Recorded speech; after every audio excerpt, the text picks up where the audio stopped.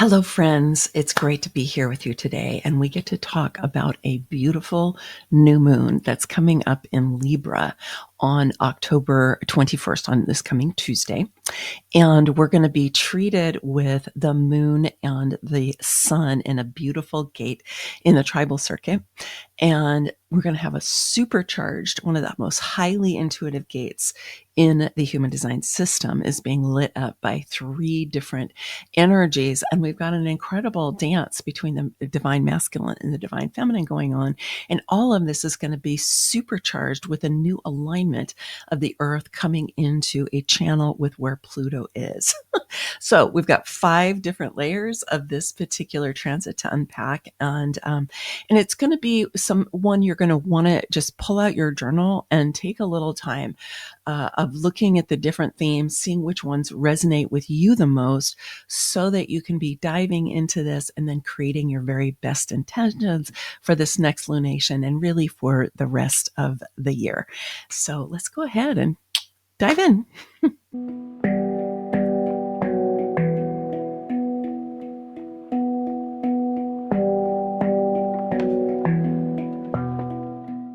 Before we get to the particulars of this new moon, I wanted to just take a moment to, from my heart to yours, say, I hope that you are taking good care of yourself. I hope you're finding ways to nourish yourself and restore yourself. It's a very challenging and tumultuous and also full of potential time here on planet Earth, as one world age is ending and another is beginning. And so there's a lot of things falling away and new things coming together. And it's requiring a lot of us in terms of our ability to navigate change. And I decided to create a 4-session, a highly experiential workshop supporting you to learn some simple yet very profound tools to work with your nervous system, to partner with your nervous system, to help you to be able to navigate life's challenges, because they're pretty big these days, right? And so we want to be able to really partner with our nervous system so that we can embrace change and find our best path through change rather than kind of bracing against it because it feels like a threat, which is what the nervous system tends to do anyway.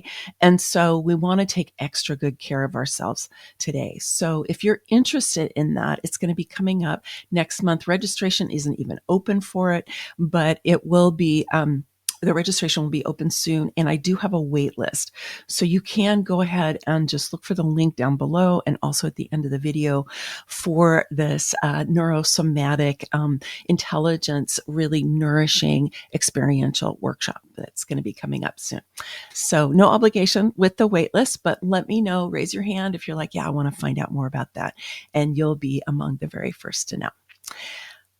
Okay, so let's just take a big breath as we welcome in all of these energies of this brilliant new moon energy. I was out this morning when it was still just getting to be light. The sun wasn't up yet, but there was light in the sky. And I walked outside and I saw the waning moon. So it had a sliver still because I'm filming this on Friday. The new moon isn't until Tuesday, but it was the most beautiful sliver of what we think of as the new moon, but it's really still the waning moon or the waxing moon. And so I just want to encourage you to go outside these next few mornings. Go and look at it early in the morning and see if it's clear where you are, because it really is something. I just got so excited just looking at it, right? And taking in what it was that the moon was shining at me. So it's a wonderful practice that you have. Here we do a kind of more analytical and also heartfelt way of working with the celestial energy, but there's nothing like just going outside and looking at the sky. This new moon in Libra is coming up, as I said, on the 21st, Tuesday the 21st. It's in the morning here on the Pacific coast of the U.S. It's before 6 a.m., so it'll be very early. So it'll be really dark that morning. And it's in the gate 50. So the gate 50 is known as values in traditional human design and nurturing in quantum human design. It's on the spleen center, so it's intuitive, but it can also fall into a fear. And it's in the tribal circuit. It's in the defense circuit of the tribal circuit. And it's an energy really about helping to bring up the youngers. And so it's a kind of a teaching energy. You think of it as being values. It's like, what is it that we value? And values is a really great way to be creating communities. And I think this is increasingly what we're doing in our world today, is really looking, where do we want to be partnering with other people? Where do we want to be cooperating and collaborating? Where do we want to be in community with people? And increasingly, it's a community of frequency or vibration. People that we feel, we just like their vibe, right? And they like ours. So it's a felt sense, it's a feeling state, and it's also depending on where your vibe is, right? It's a higher frequency state that is transmitting that you're really looking forward into the new earth, the positive future that we're building together, that we're creating a world that works for everyone. And so that's part of my value. And you get to look at, what are your values, right? What are you saying, this is part of the world that I live in, that I want to live in, that I want to find other people, that we're co-creating this together. Like, I know for me, it's heart-centered rather than analytically centered. It is more about negotiation and collaboration, and how do we realize that we're all in this together, and we find ways to work together even when we disagree. We find paths through that rather than fighting, being coercive, using power over strategies, right? Whether subordinating ourselves, all of these things that we have been taught literally for thousands of years to do, that we are evolving out of stronger and stronger all the time. So this is a great opportunity while we have this new moon, and that to be looking at, what is it that really matters to me? And what is it that creates a community that I really want to be a part of? Because this is a community energy, right? It is an energy for bringing up youngers, for sure. How do we teach the youngers the values that matter to us? But it's really something for all of us, particularly with our close in people, whether it's our families or the people we live with, the people that we work more closely with, our neighbors, the smaller communities that we're a part of, right? It's in those places. So this is a great thing for you to just be leaning into and feeling into for yourself. And you may find that you want an upgrade at this point, because there's an awful lot of things that are falling away. And so this is an opportunity for you to get up to date with yourself, with where you are now and what you truly value at this particular moment. Now, I said a moment ago that because it's on the spleen, the gate 50 does have a fear, and its fear is the fear of letting people down. So you want to watch out for that piece. And it can be a negative piece around tribal circuitry, around close relationships, where we can fall into a way of subordinating our own needs, our own desires, our own values, and at worst, our own values, in order to be received, to have a sense of belonging. And the base of that is always to be able to feel safe. And sometimes if we're worried about what other people think, right, we're going to subordinate what really matters to us to try to fit into what other people think and what other people want. So that's one of the things we're navigating here during this time of the Aquarian age, because we're navigating our own sovereignty, our own ability to be tapping inside and receiving our inner guidance and living our lives from the inside out. And then also increasingly creating closer communities and having those tribal energies of a high frequency have a priority, so that we recognize, yes, we want to do things that are good for the tribe and not just for me personally. This, of course, is what the 8 pillars of feminine sovereignty is all about. It's about our mastery and our inner sovereignty, and then how do we become stewards as we go out into the outer world and be stewards of the living world and in a high frequency of all of us. So this is all blended in right here during this particular new moon. And of course, this gate 50 is in Libra. And Libra is all about everybody's voice matters, right? It's about balance. It's about justice on a certain level. That's the blind justice is one of the symbols for Libra. But I really think of it as like this incarnation of Venus, because Venus rules Libra. And it's about beauty. It's about art. It's about the sensuality and the yumminess of life. And so this is also what's happening in the gate 50. And this is also characteristics that we have of the new earth that we're creating, where everybody's voice matters. Everyone has a place to live. Everyone has the right food. Everyone is taken care of, within their own community, right? These are values that, we lived with for a very long time as humanity, but that we've gotten away from in the last few thousand years. But we are recovering our original timeline of our development into the Homo luminous, which is really coming into force right now, the enlightened human. And in the human design system, this is really our development into the next stage of who we are, both in our physical form and in our energy form. And we're starting to see this more and more in the astrology and the human design transits of today. Layer number 2 of this is that the gate 43 is being lit up by 3 different energies. So the gate 43 is known as insight. And if we have the head here, right, and the ajna here, the 43 is right here. It's in the ajna and it's pointing at the throat. And so it's in the knowing circuit. It's plugged directly into super consciousness. It's one of the most highly intuitive gates in the entire human design chart. And we've got Lilith there, which is a fierce feminine, divine feminine energy, right? Remember that Lilith, also known as Dark Moon, was the first wife of Adam. And she was like, no, I am not going to subordinate myself to a man or to anyone, right? I'm a sovereign being, right? And so she's here in the gate 50. Then we also have Mars, who we are really reclaiming from the ways that the Romans turned him into the god of war, and reclaim him as a sovereign being full of creative power and agency, right? Because those are the qualities of Aries. And remember that Mars rules Aries. And so Mars really in his most, purest form, not being corrupted by patriarchy and by the domination paradigm, right, is much more about, I've got power, I've got energy, I can create, I have agency, I can make my mark on the world. Right? That's the kind of Aries kind of energy that Mars is really leading the way. And in human design, we like to think of Mars as a spiritual warrior in his most enlightened or empowered expression, right? And so we're really wanting to have Mars not as a violent warrior, but really a warrior of the heart and a warrior of helping to humanity and really the living world and our whole planet to be raising our frequency during this most important time. Because here we've got Lilith, right? Lilith is lighting this up and she's saying, what can you download, right? From super consciousness? What new insights can come to you at this time? What can be coming in from that fierce divine feminine that can help us to see things differently than we have seen them before? Then we have Mars, who is all about agency, right? About action, about creating things. And so what are we going to be creating with these new downloads, these new insights that we're receiving from super consciousness?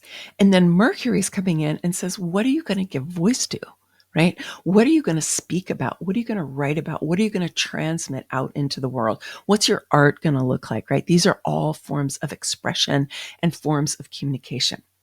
So there's a lot of activity and agency happening in this gate 43. But there is a little bit of a cautionary tale here, which is that the gate 43, in addition to be considered insight, which is its regular name, is we jokingly and lovingly like to call it the genius freak gate. And that's because the insights that come through that gate 43 are pretty leading edge, pretty out of the box. They don't fit in. Just remember, everything that comes through that knowing circuit is like that. It's individual circuitry. It doesn't fit in, right? It's really, it's future forward. Okay. And so when you share that with other people, they might go, wow, that's genius. Oh my gosh. Or they might go, that's pretty weird. Where'd you get that? Right. So however they respond, and you might also have some of this in your own self, right? When you receive an insight or you receive a direction and you might go, really? That's kind of strange or weird or freakish. I receive some of those sometimes. And then I have to be like, okay, let me really kind of ground and center myself and see what is truly of value here. because most of the time there really is something of value, but I have to adjust myself a little bit. I'm going to get a little disrupted with what comes through. But then I go, oh, wow, this really is potent, right? As I step into it and it starts to open out. So think about that for yourself while we're here in this new moon. What are the insights that are coming in? What are the insights you might ask for? Whatever your human design type is, you can still ask for insights. You can ask for, your own soul self, your own guides, your upstairs team, whoever you might work with, to be bringing in, or if it's just simply spirit, right? Just to be bringing in new awarenesses for you and more inner guidance that might be kind of out of the box, but is exactly what you need right now. And then also in the spleen center, remember the spleen has a fear because it's a center for instinct and intuition. So it has a fear. So we have another gate that's being lit up in the spleen, which is the gate 18. And guess who's there? Venus, our divine feminine energy, right? There's a lot of divine feminine energy happening during this new moon. And so Venus is in what the gate of correction in traditional human design, or the gate of realignment. Now, this is in what's known as the logic circuit or the pattern circuit. So the pattern circuit is able to see kind of the bigger picture. It's a collective circuitry. So it's looking at the big picture and it can see the pattern of things, right? And so here we've got Venus kind of coming in and looking at the patterns and going, where do we need realignment?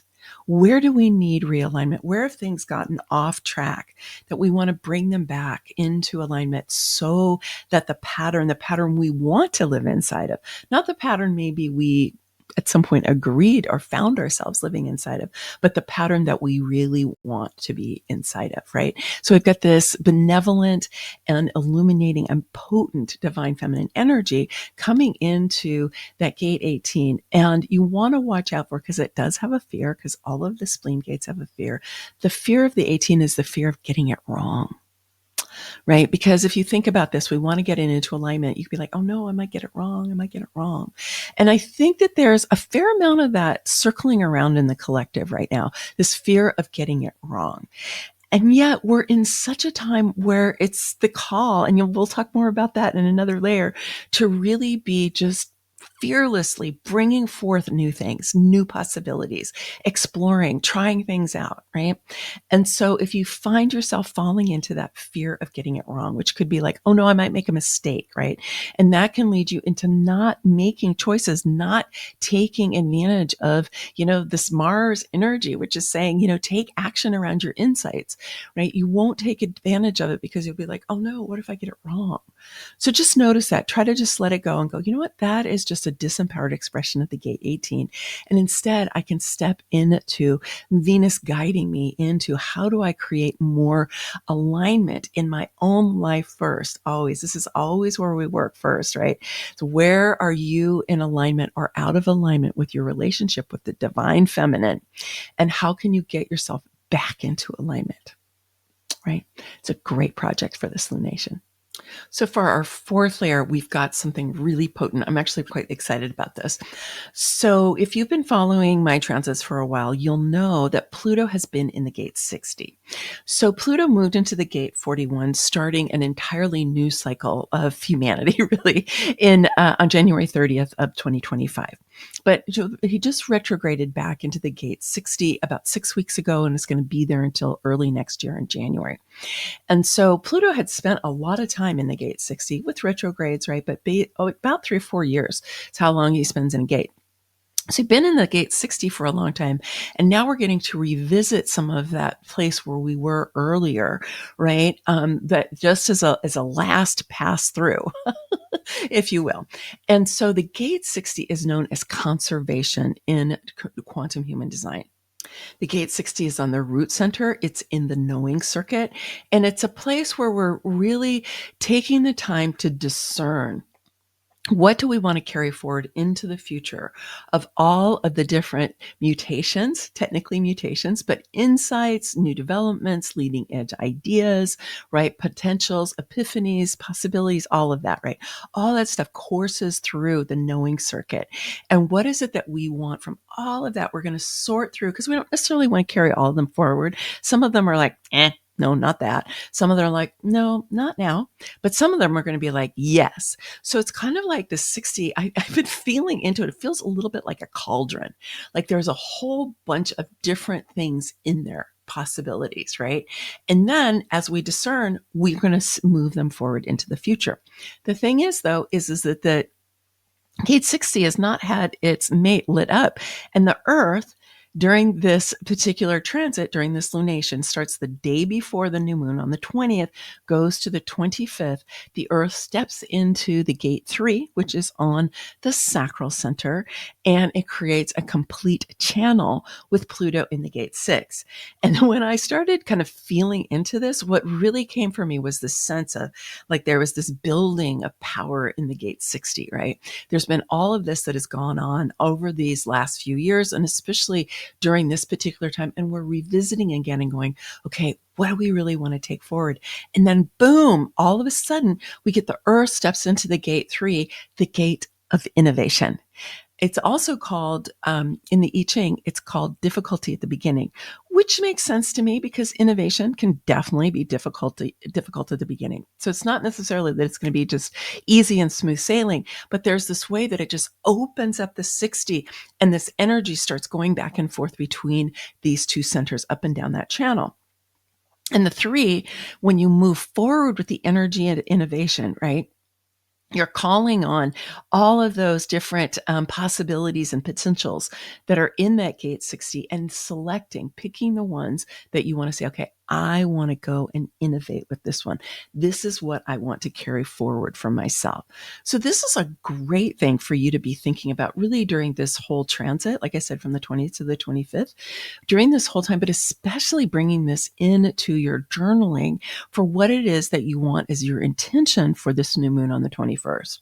So you can continue to kind of play around with this during that whole transit, but see what spend a little time even now before we get to that new transit, just kind of being with yourself and saying, okay, what's something new? What are some new things that have come to me that maybe I thought were too off the wall or too out of the box, or I just didn't see how it would happen. But you can feel inside of you this sense of, yes, I want to grab a hold of that and I want to bring it forward, right? Write about that for yourself, right? Create art with it, draw with it, do collage, paint, whatever it is for you so that you can just kind of get into a feeling state with that so that when this transits come, it's really going to get supercharged. Because remember, the sacral energy of the 3 is primary life force energy. It is creative. It is powerful. And so it's going to give you the energy you need to really get those innovations that you maybe have been considering or maybe you felt a little stalled with, and it's going to get them going. For our 5th and final layer, I'm going to bring in something that I've been talking about for quite a while. The astrologers are all talking about it, but it continues to be relevant and it continues to bring us new insights. And this is what's happening, right? And the Pisces Aries transition point, right? Where we have Neptune and Saturn and the North Node. So we've been talking about Neptune and Saturn moving into Aries. Has started back in the springtime, right? In March. And then on September 1st, we had Saturn retrograded back into Pisces. And then on the 22nd, Neptune's going to retrograde back into Pisces, 22nd of this month, and just a few days after this, right? So they're both going to be back into Pisces. Now, let's take Saturn first, okay? So Saturn moves faster. So Saturn isn't just moving back into Pisces. He changed gate and moved back into gate 36. So the gate 36 is emotional energy. It's on the emotional solar plexus, and it can be a little bit of a challenging energy, okay? In traditional human design, it's known as crisis. And it's been renamed exploration in quantum human design. So in that kind of negative state, right, it is about, it's kind of an existential, I kind of explored everything already. My life feels kind of stale. I don't really have any energy for new stuff. I don't know. I just feel a little, jaded, right? Jaded. And exploration, it has a curiosity to it. It has an energy to it. It has let's go explore some more, right? So you can see how those two are really kind of two sides of a similar energy, right? One is kind of collapsing and one is expanding. The gate 36 also has the quality of helping us to break patterns of the past. So when you embrace its ability to be exploratory, right, and curious rather than jaded and stale, then you can activate your ability to break patterns of the past and to say, I'm going to explore new territory. I'm going to explore who I could be if I didn't have those patterns anymore. I'm going to explore what are the potentials that have been coming in through that knowing circuit, through that gate 43. I'm going to decide to explore them rather than to feel jaded about them. And you can just feel in what I'm saying, right? How much better it feels to be exploring and being curious, right? And to be looking at what patterns have kind of held me back in the past. And you can think of them as habits. You can think of them as beliefs. You can think of ways of being that you probably inherited from your family and the communities that you grew up around, right? What do you want to continue to break the patterns of the past? You can see we have this ongoing theme about that, right? Is how are we doing that? And you can call on Saturn here because Saturn is in that gate 36 to say, okay, great teacher. The one who can help me have more discipline in my life, right? Because that's one of the gifts that Saturn can give us is the ability to say, you know what? I am going to choose to focus on what I want, where I want to go. I'm going to explore. I'm going to be curious about it. And I'm going to be expansive about it because this is in the sensing circuit. So it is expansive. It's creative. It's right-brained energy. Okay. It's experiential and it's embodied. So if you can have that and really kind of step into your body and your desire to be trying out new things and exploring, you can use this energy in a really positive way. And remember, this is also in Pisces. And so this energy has a lot to do with our relationship to spirit and to love, and to our own divine self, our own divine being. So that's something that you can be exploring for yourself as well. And it really makes sense because right next to it is the gate 25, which is where Neptune still is. And Neptune, even when Neptune retrogrades back into Pisces, is still going to stay in the gate 25. Because remember, Neptune was much slower than Saturn, right? So, just retrograde, slow, going to stay in that gate 25. And the gate 25 is known as the love of spirit or simply spirit. It's on the G center, so it has to do with love and lovability, but it also has to do with identity about who do I feel myself to be and what is my direction in life. And so here we have Neptune, who is benevolence and divine love and this watery sense of connecting to the all that is. It can, in a negative expression, it can also be fantasies. It can be negative visions of the future. It can be apocalyptic. It can be addictive, right? So you want to watch out for some of those things. But here we can use Neptune to really keep dissolving the ways that we have been divided inside of ourselves between our personality self, right? The you that you know as you, and your light being self, right? Your spirit aspect, your soul self, or your inner being. However you want to name this other multidimensional part of you that is actually the part of you that animates this form, right?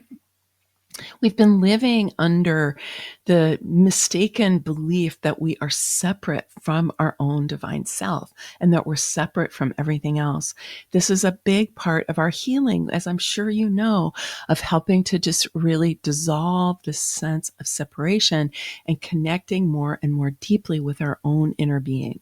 And if you think about it, human design is so beneficial with this because our strategies and our authorities, whatever your type is, are here to help us to connect more with spirit, to connect more with that inner being inside of us that is here to guide us. So human design is actually pointing us towards our own light being selves and saying this is a relationship that you want to cultivate. And here we've got Neptune, which is lighting up this gate 25, has been there for quite a while. It's going to be there until late next year. So go and make the most of it during this time, right? Neptune will turn around and go back through Aries, not until early part of next year. We have a really super potent alignment when Saturn and Neptune come together right around February 20th, 21st at the creator degree, which is the 0 degree of Aries. And we're going to enter a whole new era when that happens. We keep having, one signal after the next of the new era. And this one is so beautiful because, like I was saying with Aries, Aries is this powerful energy, this sovereign energy. I am here to create. I have agency. And that is going to be really activated by Neptune and by Saturn. And Neptune's going to help soften some of that potentially, aggressive energy that Aries can have. Right. And so it's going to be softening that. And then Saturn is going to say, okay, what do we want to create now? Right? We've been healing, we've been releasing, we've been letting go, we've been breaking patterns of the past. What do we want to create now? So that's what we're preparing for again, while these two benevolent planetary consciousness are guiding us back through this territory where we were earlier to say, okay, let's just tie up any loose ends. Let's remember what it was that we were working with. Is there anything else? Are there any other things we want to take out of our closets, or cobwebs we want to clear out, other things we want to take to the clothes swap and just let go, right? Is there anything else? That's a wonderful way to be using these months and for the rest of the year. And it's really strong here during this particular new moon. And then the final image I want to show you today, this is a little segment from the Human Design Mandala of the new moon. And this is where we can see right in that Aries Pisces transition here, because the gate 25 straddles those two astrological signs. And right next to it is the gate 36, which is fully in Pisces. And then the gate 22, which is also in Pisces. So you can see here, Neptune is in the 25, Saturn is in the 36, and there's the North Node in the 22. And so let's remember that North Node in the 22, the North Node in this situation is what's collective for us, what we're moving towards. It may not be familiar to us because that's kind of what the new North Node energies are. They're not what we brought in with us. They're not what we've kind of known for lifetimes. It's a new possibility, new energies, right? And so this is in the gate of surrender. It's also in the knowing circuit. It's also highly intuitive. It's also here to be different, here to bring change, very mutative individual circuitry. So how can we surrender to the insights that are coming to us from superconsciousness that are going to guide us into the next level of our agency? Now, the nodes are going to change pretty soon. So make the most of this while the North Node is still lighting up that 22. So if we just summarize this for ourselves, right? We've got this dance between the divine masculine and the divine feminine. We've got lots of intuitive energy that's coming in. We've got this deep sense of our relationship with our own sovereignty in the sanctity of community with our beloveds and the people who are close to us. We have this possibility of opening our hearts even more, allowing more insights to be coming in from superconsciousness, coming in from the sun, right? Coming in from the earth, coming in from these celestial consciousness that are, in divine relationship with us, right? We have so much support as we choose to turn towards the world that works for everyone, Libra, right? Where we have everybody's voice matters, a world that is essentially alive and delightful, that is beautiful, that is ruled over by Venus, right? By the divine feminine. So my friends, I hope that this inspires you. Just talking about it is really making me very excited. And so whatever it is that you're going to take with you, please do write about this, journal about it, gather some close friends and talk about it, and see what really wants to be birthed through you during this new moon in Libra. And if you find yourself feeling challenged with change, if you find yourself kind of bracing against change, and you can tell your nervous system is like, wow, things are really intense right now, and you would like to have some regular daily support that you can, in just a few minutes, help to shift your body out of that sense of bracing, that sense that there is threat in the environment, the sense that things are just kind of too much, right? That sense of overwhelm or brain fog, the sense of wanting to kind of be like, oh, I don't know what's really going on out there, right? I encourage you to come and join me for this highly experiential workshop that'll be drawn from and somatic intelligence, and that is gonna help you to have those tools that you need. And you're gonna walk away with a deeper understanding of how you can partner with your nervous system rather than just trying to deal with it, which is what a lot of us are doing right now. All right. From my heart to yours, many, many blessings. Remember to keep focusing on the light and that the highest light controls. Much love. Bye for now.